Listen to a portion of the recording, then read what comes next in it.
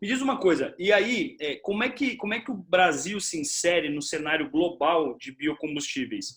Em que posição a gente está, o quanto a gente produz, quem é o maior produtor, como é que a gente está nessa correlação aí global? É.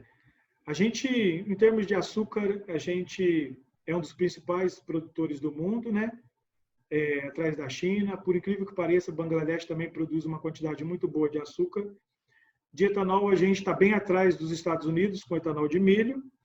E tem até uma observação para fazer, pelo seguinte: a gente era primeiro lugar na produção de etanol de cana, mesmo comparando os americanos com o etanol de milho. A diferença é que o etanol de milho,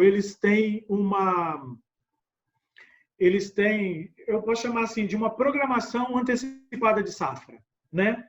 Muitas plantas vão ser fechadas esse ano nos Estados Unidos, planta de etanol. E a gente não consegue fazer isso com cana-de-açúcar, né? Se o preço não está bom do produto final, a gente não consegue, porque, de fato, a cana ela precisa ser cortada para ela ir para a usina. O milho já é diferente, o milho já tem outras condições para o milho. Então, as variáveis do milho pode ser consumo animal, consumo humano, pode ser N outras áreas da economia sem ser só o combustível. Uhum. Então, eu posso parar uma planta de etanol de milho e uma planta de etanol de cana eu já não posso parar. Você entendeu? Essa é a grande diferença. Quando a gente tem um preço muito ruim de etanol no Brasil e o preço da cana está relativamente alto para poder processar ela e produzir esse etanol, o reflexo disso vai ser só no ano seguinte.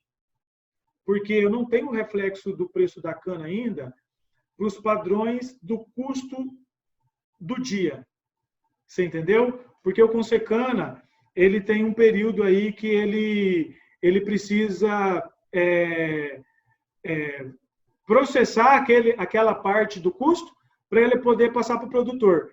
Então, é fato que o ano que vem, o preço da cana pode estar mais baixo do que esse ano. Porque esse ano o preço do combustível está muito baixo. Você entendeu?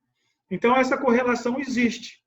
Só que as indústrias brasileiras que são produtoras de etanol de milho para fins carburantes, aí já é mais complicado o negócio para elas. Porque, na sua grande maioria, elas ainda estão na fase de pagamento de investimento, porque são plantas novas. Ela tem um aumento do preço do milho que não está com correlação ao preço do produto final, ou açúcar ou etanol, que é o caso da cana, né? Essa é a desvantagem. Então, eu tenho que processar o milho. Então, a minha margem vai ser muito apertada, dependendo do preço do milho da região, e eu tenho essa particularidade diferente dos americanos, que pode chegar ali e falar assim, esse ano eu não vou processar milho. Pode até acontecer isso no Brasil, sim, mas depois que haja uma recuperação dessas plantas, dessas unidades, e ela tem aí o seu processo de faturamento normal, né? Uhum. A princípio, eu vejo que hoje é muito diferente. Me parece, eu li uma notícia essa semana, que uma das maiores plantas de etanol no Brasil, né, que estava em construção, deu uma parada, né? Justamente por causa do preço do etanol, e o preço do milho subindo, né? Por incrível que pareça, também o preço do milho subiu. Uhum. Né? Existe assim, uma pergunta bem objetiva, e aí eu quero ir na parte de tecnologias aí que você chegou a começar a comentar. Existe diferença de eficiência por parte do etanol de milho e do etanol de cana-de-açúcar, ou são aí bem correlatos? Existe eficiência em relação a uma indústria de cana com cana e de milho com milho. Existem rendimentos diferentes, né? Por exemplo, eu posso ter uma indústria de cana, 1 milhão de toneladas de cana, só destilaria, por exemplo. Né? E ela consegue aí produzir 90 milhões de litro por ano. Né? 90 metros cúbicos, essa destilaria. E a outra consegue 85. Né? Qual que é a diferença? A diferença está na eficiência do processo de cada uma. Que tipo de cana que ela recebeu, processo de extração, processo de tratamento de caldo, eficiência na destilação. Então, o contexto todo, eu posso fazer essa comparação. Na indústria de milho, eu tenho um rendimento diferente, né? A gente pode considerar uma média de 400 litros para o hidratado, para 1 tonelada de milho, contra uma média de 85 litros de hidratado para 1 tonelada de cana. Entendi. Então, essa comparação ela não pode ser feita porque são rendimentos diferentes. Mas a eficiência de uma planta com outra pode ser feita sim. Perfeito. E no mercado internacional de consumo de combustível, existe algum tipo de preferência pelos dois combustíveis? Não, eu prefiro o etanol de milho por parte dos países, né? Não, eu prefiro o etanol de cana-de-açúcar, ou no mercado internacional os combustíveis são vendidos meio que de forma igual? Não, os Estados Unidos eles têm um projeto que é até interessante para produção de etanol, né? Que é o etanol de milho. Também lá se produz etanol de cana, tá? Mas em termos globais, o que está havendo e que eu acho que é de grande valia são políticas públicas. Porque, na verdade, o dono do seu carro, ele quer saber, infelizmente, qual que é o mais barato ali na bomba. Uhum. Só que se existir políticas públicas, eu vou falar uma coisa muito louca aqui, por exemplo.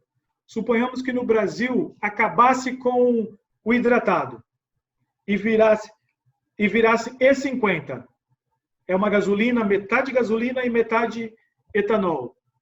Você entendeu? Então, não ia ter competitividade dos produtos, os preços iam ser preços relativamente bons de mercado e a gente estaria colocando um combustível limpo no mercado. Mas sabido que a gente tem condições de colocar mais limpo ainda, por que não políticas públicas? O RenovaBio é um programa de políticas públicas. Muitos países agora já estão fazendo, por exemplo, 27% de anidro na gasolina é uma política pública, porque o governo também ele regula de acordo com a entre-safra, ele pode baixar isso aí um pouquinho, né, para os preços não subirem muito. Então, o governo ele tem essa regulamentação do mercado. E está havendo políticas públicas em outros países para aumentar ou começar a mistura de etanol na gasolina, né? Porque, em geral, a gasolina de grandes países são gasolina pura. Se isso acontecer, que é o que a gente imagina e sonha, a China tem uma projeção de misturar 10% de etanol na sua gasolina. Se isso acontecer, você pode ter certeza que a gente teria que dobrar. A gente já vai precisar dobrar a quantidade de usinas para atender o programa do RenovaBio. Olha que interessante. Certo. A gente criou a demanda e a gente precisa criar a oferta para atender essa demanda. Então, isso dentro do próprio país. Então, esse período de pandemia aí é um período curto, vai passar e depois as coisas vão retomar normalmente. Só que se a China criar isso, relativamente a gente estaria criando um RenovaBio ao quadrado. Se a gente fosse atender a China, o mercado chinês. Você está entendendo? Então, países... Mas a China, você disse no início que a China também produz etanol. Mas o que você está dizendo, então, é que ela, obviamente, não produz suficiente se essa medida pública for tomada, certo? Sim, com certeza. Com certeza. E aí, esse aí o Brasil é campeão. Aí não tem jeito. Você entendeu? Certo. Nós temos tecnologia, nós temos inovação, nós temos processo, nós temos eficiência, que é muito importante. Você entendeu? A Índia é uma grande produtora de açúcar, com o perdão da palavra, de qualquer jeito. Você entendeu? Então, as fábricas antigas, obsoletas.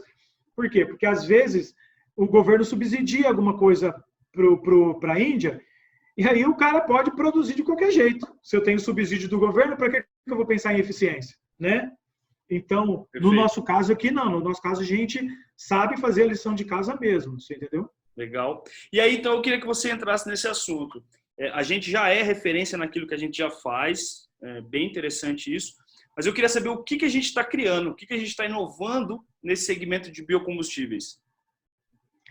Bom, em termos de pesquisa e desenvolvimento, eu tenho relacionamento com pessoas que trabalham só com parte de pesquisa, tem muita coisa boa chegando.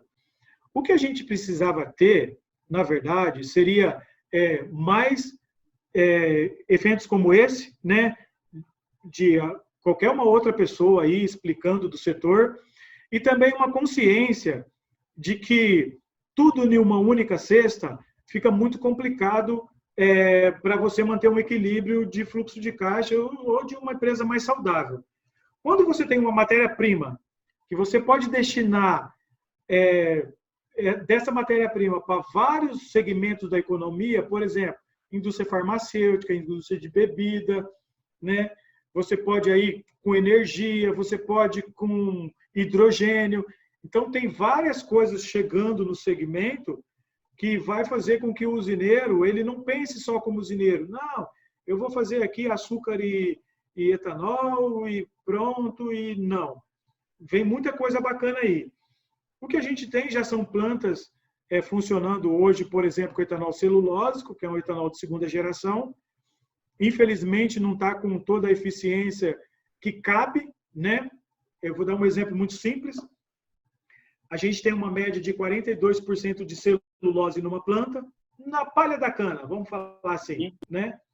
Se fosse a 100%, a gente teria 420 litros de etanol ali, né? Mas a gente tem um rendimento muito baixo hoje, e eu estou vendo tecnologias aí que já pode chegar a 300 litros por tonelada de biomassa. É muito interessante e é bem mais vantajoso do que os processos que estão acontecendo hoje com algumas unidades no Brasil.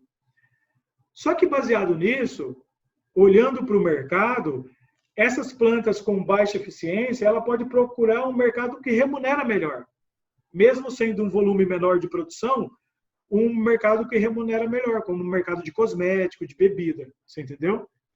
Então, mas o meu ponto de vista, o Brasil ele é um continente de diferentes climas. Tanto é que a safra aqui no sul é diferente do período de safra no Nordeste, certo, né? Então, enquanto aqui está chovendo, lá está sol. Se lá está chovendo, aqui está sol. Então, isso muda o período de safra das usinas. Eu já visualizaria, eu sou meio doido assim, nesse tipo de pensamento, da gente regionalizar as usinas de acordo com a eficiência local. Por exemplo, usinas de São Paulo, mais açucareiras, porque está mais perto do porto, vai diminuir mais o custo. Usinas aqui no Paraná, Mato Grosso do Sul, mais voltada para etanol, né? Porque está perto dos vários centros de distribuição. Usinas, por exemplo, no Mato Grosso, as Flex. Aqui em São Paulo, energia. A gente tem uma Itaipu parada no estado de São Paulo, você entendeu? Com caldeiras obsoletas que não fazem exportação de energia. Mas a gente está falando de um problema de etanol, que já é demanda interna. Como é que vai pensar em energia, né? Que é mais investimentos? Mas o que a gente está dizendo é o seguinte: por o Brasil ser muito grande, ele poderia ser especialista dentro do segmento da cana em vários produtos finais.